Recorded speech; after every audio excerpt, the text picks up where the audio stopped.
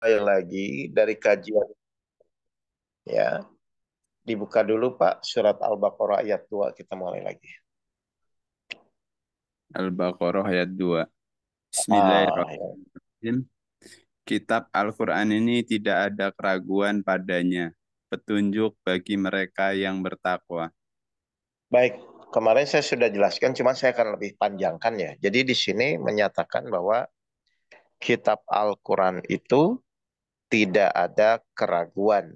Artinya Bapak Ibu akan menjadi Al-Quran ini sebagai pedoman petunjuk kalau diawali dari keyakinan. Meskipun mungkin secara bahasa, cara omongan yakin ya Pak Sabar ya. Iya Baik, betul. sekarang saya mau bertanya gini ya, kalau misalnya kitab Al-Quran ini tidak ada keraguan, ya, berarti Pak Sabar yakin nggak bahwa memang Al-Quran ini bisa menjadi pedoman hidup? Yakin. Baik, kalau bisa Boleh. menjadi pedoman hidup, berarti kita pakai pedoman itu atau tidak? Kita pakai. Harusnya kita pakai. Baik, saya balik ya. Kenapa Pak Sabar harus pakai Al-Quran itu? Biar nggak susah hidupnya. Karena yakin bahwa Karena Al-Quran itu pedoman hidup kan? iya betul. Jadi saya bolak-balik dulu ya. Jadi kan kita yakin bahwa Al-Quran itu pedoman hidup. Kalau memang kita yakin pedoman hidup, berarti kan pasti kita gunakan dong Pak, kita pakai, betul nggak? Iya. Iya betul. Kenapa kita pakai ya? Karena kita yakin Al-Quran sebagai pedoman hidup. Pertanyaan Iya. saya nih sekarang. Berarti ketika kita yakin Al-Quran itu menjadi pedoman hidup, sikap kita saat menjalani atau misalnya mengikuti pedoman itu harusnya beda nggak antara yang yakin sama yang nggak yakin, Pak? Harusnya beda. Beda kan Pak Beda. Sabar yakin Al-Quran itu pedoman hidup. Kalau Iya. yakin pedoman hidup pasti dipakai. Nah berarti saat Iya. memakai pedoman itu pasti sikapnya beda dong antara yang yakin sama yang nggak yakin. Kan begitu harusnya. Betul? Iya. Betul. Sekarang misalnya si Fulan diuji masalah. Terus dia yakin pakai pedoman Al-Quran. Harusnya saat menjalani masalah, sikapnya tuh yakin atau boleh khawatir, Pak? Harusnya yakin. Nah, sekarang kita evaluasi kepada kita semua di sini. Bapak Ibu ditanya pasti yakin Al-Quran itu pedoman hidup. Dan kalau sudah yakin itu, berarti sikap saat menjalani pedoman itu, kan harusnya menunjukkan keyakinan dong, Pak. Bukan Iya betul. menunjukkan kekhawatiran. Tapi Iya. jujur aja, banyak orang bilang Al-Quran itu pedoman hidup, tapi kenyataannya Bapak Ibu memunculkan kekhawatiran. Kadang-kadang bingung, kadang-kadang aduh ini gimana atau kapan. Nah terus sikap seperti itu tuh berarti sebenarnya yakin nggak Pak? Meskipun mulutnya ngomong yakin. Iya. Enggak. Masih belum Enggak. yakin. Nah ini yang menjadi ya penilaian dari Allah terhadap apapun yang kita ucapkan atau apapun yang kita nyatakan. Padahal Bapak Ibu sudah menjadi memilih bahwa Al-Quran itu pedoman hidup. Berarti ketika sudah memilih, memakai, pasti harusnya dengan keyakinan. Jadi Bapak Ibu jangan sampai Bapak Ibu itu gagal. Gagalnya itu bukan masalah menjalani ujiannya. Gagalnya adalah bersikap yang benar-benar mengatakan bahwa Al-Quran itu sebagai pedoman hidup dan tidak ada keraguan. Atau Iya. saya tanya aja Pak, kira-kira kira-kira untuk yakin itu perlu pembuktian nggak Pak Sabar? Kalau untuk yakin harusnya enggak. Oke, atau secara umum perlu pembuktian nggak biasanya? Biasanya perlu biasanya. Atau saya pahamkan ya, biar Bapak Ibu jangan terjebak dengan, kan saya biasanya harus dibuktikan dulu dong Ustadz baru yakin. Kayak gini, misalnya di depan Pak Sabar tuh ada teh manis, ya ada teh Iya. manis. Terus saya bilang, tapi Pak Sabar belum minum ya. Saya bilang, Iya. Pak Sabar, itu di depan Pak Sabar, yakin nggak bahwa itu teh manis? Kalau saya ngomong itu benar atau salah Pak? Eh, Enggak, Pak Sabar nggak tahu. Pak Sabar nggak iya. tahu itu tuh teh manis atau teh tawar. Terus Iya. saya buatin Pak Sabar itu teh manis, terus saya simpan tempat Pak Sabar. Terus saya bilang, Pak Sabar yakin nggak itu teh manis? Pak Sabar jawabnya bisa dua kan, bisa iya atau tidak kan? Iya. Karena Pak Sabar belum mencoba kan, betul nggak? Iya. Betul. Nah, saya lontarkan karena Pak Sabar belum mencoba. Saya lontarkan, Pak Sabar yakin nggak itu teh manis? Iya. Maka pertanyaan itu relevan nggak Pak menurut Pak Sabar? Eh, Relevan sih. Kenapa relevan benar? Ya karena Pak Oke yang bikin. Karena belum mencoba kan? Iya. Makanya karena belum mencoba, saya bilang ke Pak Sabar yakin nggak itu tuh teh manis? Kan pilihannya Pak Sabar bisa yakin itu teh manis, Eh, atau Pak Sabar nggak percaya itu teh tawar kan bisa begitu kan? Betul. Nah, tapi kalau option yang kedua misalnya, Pak Sabar udah minum dulu tuh tehnya. Oh iya ya teh manis gitu ya.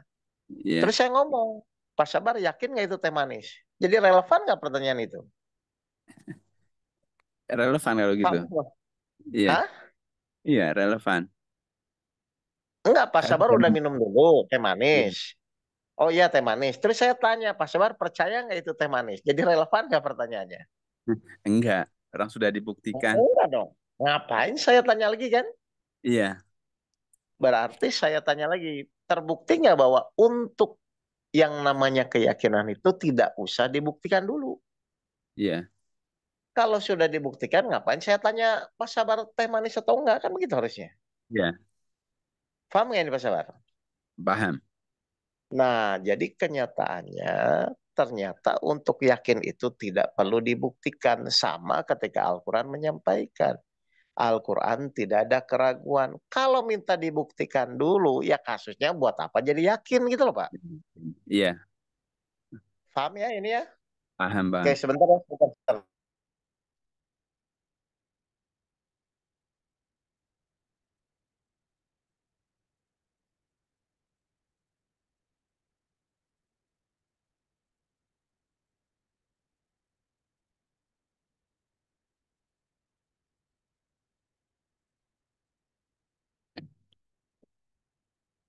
Oke, paham ini Pak Sabar? Pak Sabar? Paham. Jadi saya ulang ya, kalau itu sudah terbukti, ya udah nggak usah bilang keyakinan, dong, udah terbukti kok.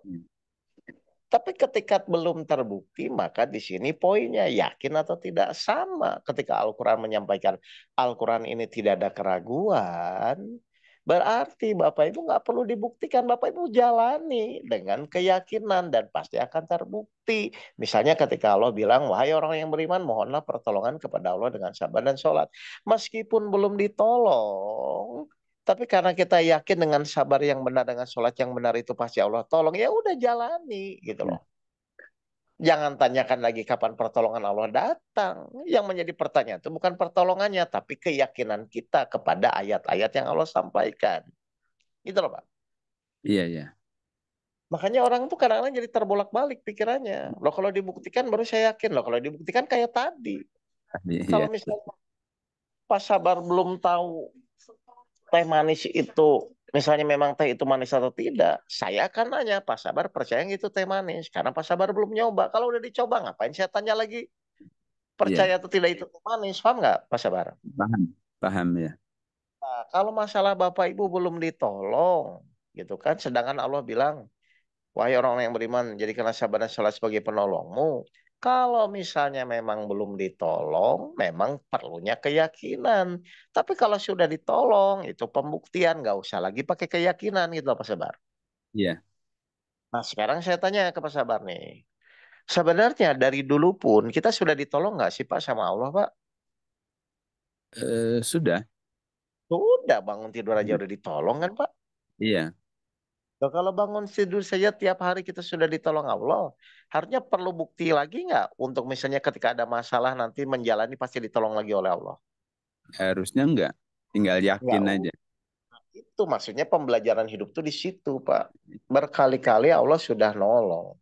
Harusnya Bapak Ibu nggak perlu pertanyakan lagi kapan pertolongan Allah, karena pasti Allah akan nolong lagi. Iya. Apalagi Allah berjanji bahwa janji Allah itu pasti akan terjadi. Paham ini, Pak Sabar ya, dan Paham. lain-lain ya? Paham. Oke, sekarang pelajaran kedua. Kita tahu lah dalam hadisnya, atau di hadis kecil juga jelas bahwa Allah sesuai praduga prasangka hambanya. Benar nggak nih Pak Sabar? Pernah dengar nggak ini? Iya, pernah pernah dengar. Berarti ketika kita berprasangka A, maka Allah pun menjadi A. Betul? Iya, betul. Ketika kita berprasangka B, Allah pun akan menjadi B. Betul nggak ini? Iya, Sekarang gini, saya mau bertanya ya. Allah sesuai praduga prasangka hambanya. Mohon maaf ya, benar nggak setiap kejadian itu sebenarnya untuk menjadi pembelajaran kita sebagai makhluknya? betul. 96 ayat 4 dan 5 kan jelas nih. Allah mengajar manusia dengan perantara kalam. Dia mengajar apa yang tidak diketahuinya. Caranya Allah ngajar adalah dengan kalam atau kejadian-kejadian hidup yang menimpa kita. Berarti kalau Allah mengajar, itu tuh Allah untuk membuat kita menderita atau membimbing kita, Pak. Membimbing kita. Oke, sekarang misalnya si Fulan dikasih kejadian, dikasih ujian. Terus dia anggap itu sebagai masalah, bukan sebagai bimbingan. Berarti ketika seorang itu menganggap kejadian dari Allah itu masalah, hadisnya tadi bilang Allah sesuai praduga prasangka hambanya. Berarti benar-benar jadi masalah nggak, Pak? Jadi masalah. Udah. Iya, Berarti orang jadi masalah itu karena kesalahan siapa, Pak? kesalahan diri sendiri, Pak. Karena Allah sesuai praduga prasangka hambanya. Jadi Hmm. ketika Bapak Ibu menganggap kejadian itu masalah, ya itu yang terjadi. Ketika Iya, kejadian itu Bapak Ibu anggap berat, ya itu yang terjadi gitu loh. Karena iya, Allah sesuai praduga prasangka hambanya. Maka ketika Bapak Ibu anggap sebagai masalah, sebagai penderitaan, sebagai sesuatu yang berat, maka itu yang terjadi karena Allah sesuai praduga prasangka kita. Berarti harusnya yang benar, kejadian apapun, Bapak Ibu tuh harusnya anggap, oh baik ya Allah, saya terima bimbinganmu. Berarti nanti Allah mau bimbing nggak, Pak? membimbing. Kenapa? Iya, iya, karena semua kejadian eh, sebagai Karena pelajaran. sesuai praduga prasangka Maka, hambanya. Kan itu jelas. Kalau iya, kita sebagai masalah, maka yang terjadi Allah akan membuat jadi masalah. masalah. Tapi kalau kita anggap sebagai bimbingan, maka yang terjadi akan menjadi bimbingan. Gitu loh Bapak Ibu. Iya, Jadi sebenarnya hadis ini tuh jelas ketika Bapak Ibu menganggap kejadian itu jadi masalah, ya jadi masalah. Tapi ketika kejadian itu, ya Allah baik ini engkau adalah dalam rangka membimbing saya, maka Allah akan menjadi pembimbing. Makanya dari awal yang menentukan masalah itu bukan atau masalah itu iya, tergantung praduga prasangka kita gitu loh Pak. iya, iya. Nah ini kan nggak orang-orang kadang-kadang nggak sadar. Setiap kejadian dianggap masalah ya jadi masalah. Setiap kejadian dianggap berat ya jadi berat. Karena memang hadisnya jelas Allah sesuai praduga prasangka hambanya. Jelas ini Bapak Ibu semua ya. Jelas, jelas. Jadi hati-hati ketika kita menerima kejadian dari Allah, jangan-jangan selama ini Bapak Ibu selalu menganggap itu masalah. Maka ketika menganggap masalah, maka terjadi Allah sesuai praduga prasangka hambanya, ya jadi masalah. Tapi kalau Bapak Ibu memang, oh ini memang sebagai bimbingan Allah untuk saya mendapatkan pelajaran, maka jadi bimbingan Allah. Berarti kan tinggal merubah sikap dan merubah mindset kita terhadap kejadian yang Allah kasihkan, Pak, kalau begitu kan, Pak. Hmm, betul. Nah, yang jelas ya Bapak Ibu hati-hati ya. Jadi ketika misalnya nanti ada masalah, silahkan prasangka Bapak Ibu kepada Allah apa? Apakah masalah itu menjadi suatu penderitaan, berarti nanti jadi penderitaan, atau sebagai bimbingan Allah untuk memberikan pelajaran kepada kita. Jadi dari awal itu banyak orang yang terpeleset karena sudah menganggap itu sebagai masalah yang berat, sebagai Iya. penderitaan. Ya akhirnya sesuai praduga prasangka hambanya itu. Jelas ini Bapak Ibu Berarti salah sekalian? menerimanya itu ya Pak Oke ya. Loh betul, karena kan Allah yang Allah lihat kan prasangka kitanya soalnya. Iya, Baik, saya buka pertanyaan. Ada pertanyaan nih, paham ini ya? Jadi hati-hati, hadis ini tuh ternyata ya, itu tuh tujuannya menyadarkan bahwa Allah sesuai praduga prasangka tuh hati-hati. Ketika Allah ngasih kejadian Bapak Ibu anggap jadi masalah, maka itu akan jadi masalah. Tapi kalau misalnya Bapak Ibu, ya Allah, terima kasih saya terima bimbinganmu dengan kejadian ini, maka nanti Allah yang bimbing, maka jadi mudah. Jadi sebenarnya iya, masalah itu disesuaikan dengan prasangka kita. Jadi kita yang merubah prasangka kita kepada Allah. Misalnya kayak Pak Sabar gini punya masalah. Pak Sabar yakin, ah pasti Allah nolong. Maka Allah sesuai praduga prasangka hambanya. Ditolong. Tapi iya, kalau begini, kayaknya Allah nggak nolong-nolong, ya jadi nggak ditolong gitu loh Pak. iya.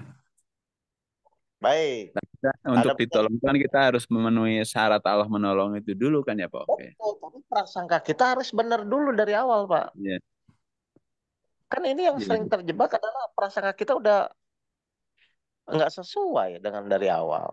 Udah kita anggap berat sebagai suatu penderitaan. Oh, makin prasangkanya kan begitu yang terjadi gitu loh, Pak Saudara. iya, iya, iya. Jelas ya? Jelas, jelas. Kalau tidak ada pertanyaan itu dulu. Jadi intinya ternyata yang harus kita perbaiki itu bukan tentang kejadian atau ujiannya. Tapi yang pertama adalah prasangka kita kepada Allah. Lalu yang kedua tadi saya bilang, kalau memang Bapak Ibu yakin Al-Quran itu tidak ada keraguan dan yang namanya keyakinan itu tidak perlu dibuktikan, maka tunjukkan sikap yang benar-benar saat menjalani pedoman Al-Quran itu tidak ada keraguan. Karena akan berbeda sikap yang ragu-ragu sama sikap yang yakin. Kalau Bapak Ibu udah milih Al-Quran itu sebagai pedoman, ya konsekuensinya Bapak Ibu jalani dengan keyakinan terlepas misalnya ya mau turun naik tapi Bapak Ibu paksa bahwa saya memang udah memilih Al-Quran sebagai pedoman. Ya kalau pilih ya yakin jalani aja. Karena Iya, berbeda orang yang yakin, orang yang tidak yakin. Makanya semua itu tergantung prasangka keyakinan kita kepada Allah. Dan pertanyaannya kan kalau direnungkan Pak, mau yakin tidak yakin juga kan tetap Allah yang nolong nantinya. betul. Iya, Ya harusnya kan Bapak Ibu udah habis-habisan aja. Nggak saya total yakin sama Allah aja lah. Apapun yang terjadi kan harusnya begitu sebenarnya. iya. Jelas ya? Assalamualaikum Kalau Ustadz. Baik. langsung kita nggak bisa kan? Ya. Oke, Waalaikumsalam ya. Silakan Paning. Ustadz, ya sebetulnya memang semua ini kan karena hidup kita ini kan ketergantungan pada Allah Ustadz. Dan itu adalah prioritas yang harus kita pikirkan saat terjadi benturan pertama. Nah, Mm-mm. memang dalam pikiran itu sudah ada Ustadz. Tapi dalam pelaksanaan prosesnya ini yang kayak sekarang, maaf ya, ini hanya contoh dari diri saya. Saya ini sedang sekarang Mm-mm. ini tidak sehat. Nah, sehat ini kan Mm-mm. kita kan pasrahkan kepada Allah sebetulnya. Apa yang kau kehendaki itu saya sadar, Ustadz. Tapi proses Mm. ini tuh kadang-kadang iya nggak sih, dan gimana sih? Kok nggak tuntas-tuntas misalnya gitu loh. Nah, ini yang jadi Iya. buat kita jadi bimbang, Ustadz. Kadang-kadang dalam pelaksanaannya begitu, Ustadz. Nah, makanya kan ujiannya itu kan Pak sabar dan sholat ya Pak ya. Iya, betul. Mungkin kalau sholat kita mau jalankan memang kewajiban. Cuman kan kalau sabar ini memang terus akan terus menerus. Sampai benar-benar Pak Haneng itu pada titik sabar yang memang benar gitu loh Pak. Dan akan diuji ya akan diuji itu dengan keraguan, ketakutan, kelaparan akan Ya, begitu memang. betul. Betul, Makanya Ustadz. Richard seperti ini kan menyadarkan, oh berarti kalau begitu ya ragu-ragu juga meskipun mau gimana kan tetap Bapak Ibu tetap goalnya ujung-ujungnya Allah menolong kan berdasarkan keyakinan Paning. Makanya kita harus fokus di situ. Misalnya tiba-tiba aku ragu-ragu, astagfirullah, ya Allah, saya ampuni saya. Sadar lagi, terus yakini lagi. Emang begitu Pak proses ujian sampai nanti pada titik hakul yakin kepada Allah gitu Pak. Baik, Ustadz. Ya, benar, Ustadz. Jadi Jadi memang tetap kita pegang itu teguh ya. Allah, ya pokoknya Allah karena gitu memang loh. Allah sesuai praduga prasangka tuh di situ Pak. Hmm. Bagaimana seorang hamba itu akan menjadi semakin yakin kalau tidak diberikan kesulitan. Benar nggak sih Pak? Iya, betul. Kalau dikasih kemudahan mah nggak usah latihan yakin loh, semua juga mudah kok gitu. Tapi ketika seorang diberikan kesulitan, dikasih suatu permasalahan, sakit yang belum sembuh, seyakin apa Bapak tetap memegang teguh bahwa pasti Allah akan menolong saya. Nah, di situ sebenarnya kuncinya. Ya, Ustadz. Jelas ini? Baik, Hmm. Ustadz. Terima Baik, kasih, Ustadz. baik. Assalamualaikum Terakhir, Bu. Ustaz. Silakan. Waalaikumsalam. Ya. Izin tanya, menyambung dari pertanyaan Bapak yang sebelumnya itu, berarti Mm-mm. kalau kita benar-benar mau merenungi gitu ya Ustaz, sebenarnya Mm. hidup kita itu tidak ada masalah. Cuman itu Mm-mm. masalah itu terjadi karena prasangka dan pikiran kita yang buruk Betul. gitu ya Ustaz ya. Betul. Karena prasangka di awal udah nggak beres, Bu. Kan Hmm, hadis itu kan Bapak Ibu juga sudah paham kan Allah sesuai praduga prasangka hambanya itu kan. ya, Cuman pas implementasi Bapak Ibu kadang-kadang jadi nggak sadar atau nggak didetilkan seperti ini gitu aja sih Bu. ya suka ya apa? Ya berkecamuk Hmm. sama yang pikiran-pikiran buruk dan prasangka buruk itu ya Ustaz. Jadinya kita menganggap, ini tuh masalah. Padahal sebenarnya itu tuh bukan masalah kalau kita mau memikirkan itu dan berprasangka itu baik gitu ya, Ustaz. Pokoknya tugas ibu itu adalah meyakini dulu bahwa ini adalah bimbingan Allah. Betul. Sisanya dari Terima nanti kasih. awal kita sudah yakin sampai ke akhir, itu Allah yang akan bimbing, Allah selesaikan gitu lah Bu. Iya. Jadi sebenarnya simpel, tugas kita tuh meyakini dulu bahwa ini bimbingan Allah. Setelah itu sesuai hadisnya Allah, sesuai praduga prasangka, Allah pasti bimbing sampai selesai nantinya. Makanya yang terpenting itu pukulan pertama. Kita anggap itu sebagai suatu permasalahan, penderitaan, atau sebagai bimbingan dari Allah untuk menjalani kehidupan ini. Gitu.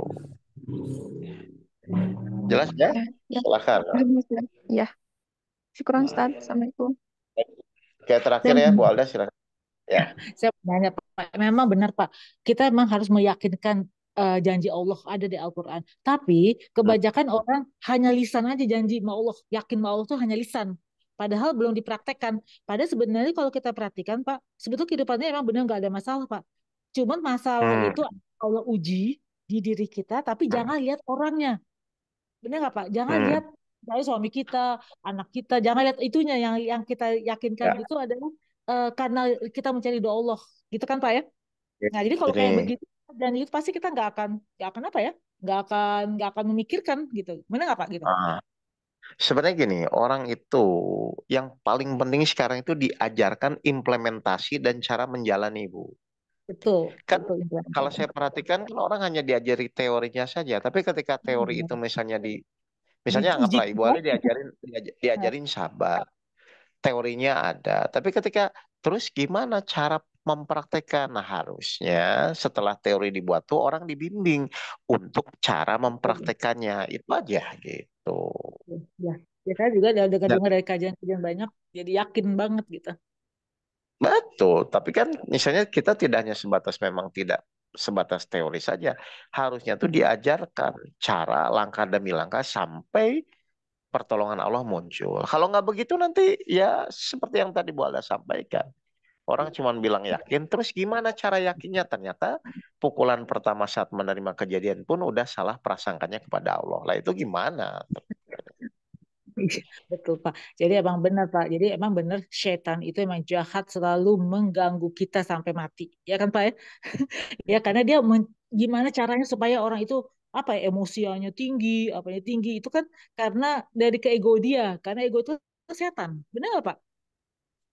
Ya intinya kita nggak usah mikirin setan dulu ya. Pokoknya intinya kita perbaiki dulu sikap kita kepada Allah saat diuji. Karena banyak orang yang gagal. Itu saat Allah kasih ujian tuh udah menganggap itu sebagai penderitaan. Itu yang salah sebenarnya. Ya, betul. Jadi Betul Pak. ternyata yang perlu kita rubah itu adalah respon kita terhadap kejadian-kejadian yang Allah kasih. Sebagai pelajaran kah? Atau sebagai suatu permasalahan atau penderitaan. Dari situ aja. Pokoknya ketika Bu Alda sudah fokus, baik ya Allah, silahkan mohon bimbing saya, karena setiap kejadian itu adalah bimbinganmu. Itu jadi beda Bu nanti sikapnya Bu ke belakangnya. Gitu. Ya. Oke Pak. Makasih Pak. Baik ya? Ya sama-sama. Baik Bapak Ibu sekalian, terima kasih. Ya, sampai ketemu lagi di kajian Zoom berikutnya. Mari kita tutup dengan bacaan hamdalah bersama-sama. Alhamdulillahirrahmanirrahim. Rekamannya seperti yang nanti saya share. Assalamualaikum warahmatullahi wabarakatuh.